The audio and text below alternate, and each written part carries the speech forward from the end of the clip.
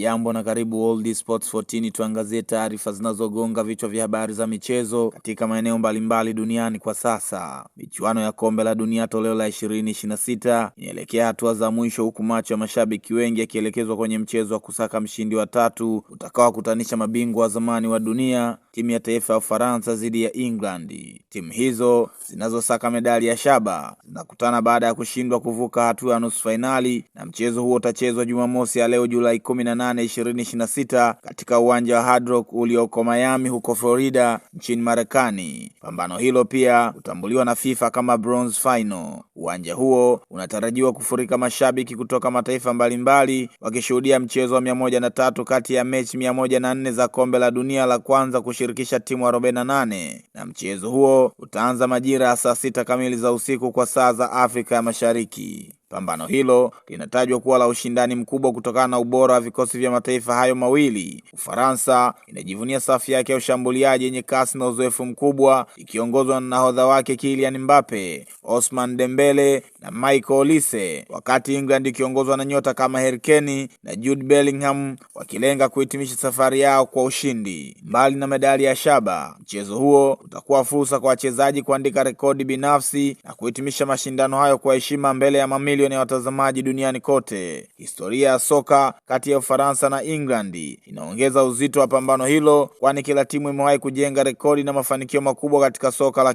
kimataifa. Ushindani wao wa muda mrefu unatarajiwa kuonekana tena uwanjani, huku makocha akitarajiwa kufanya mabadiliko ya kimkakati ili kuhakikisha wanamaliza mashindano wakiwa katika nafasi ya tatu, jambo ambalo linaendelea kubeba hadhi kubwa katika historia ya kombe la dunia. Mbali na ushindani wa uwanjani, mchezo huo utakuwa kivutio kutokana na uwepo wa baadhi ya nyota bora duniani wanaowania tuzo binafsi na nafasi ya kumaliza mashindano kwa kiwango cha juu. Hamu ya mashabiki kuelekea mchezo huu imeendelea kuongezeka, huku tiketi zikiendelea kuuzwa na mijadala ikitawala katika vyombo mbalimbali vya habari na mitandao ya kijamii. Wafuasi wa Ufaransa wana matumaini ya kuona timu yao ikirejea nyumbani ikiwa na medali ya shaba, wakati mashabiki wa England wakiamini kikosi chao kina uwezo wa kufuta maumivu ya kutolewa nusu finali kwa ushindi muhimu dhidi ya wapinzani wao. Ushindi katika mchezo huu utahitimisha safari ya michuano hii kwa mafanikio, huku ukiacha kumbukumbu muhimu katika historia ya kombe la dunia toleo la 2026 na kuwapa mashabiki burudani nyingine kabla ya fainali ya michuano hiyo. Ni hayo tu kwa sasa. Kwa habari zaidi za michezo, tafadhali endelea kufuatilia World Sports 14. Kwa heri.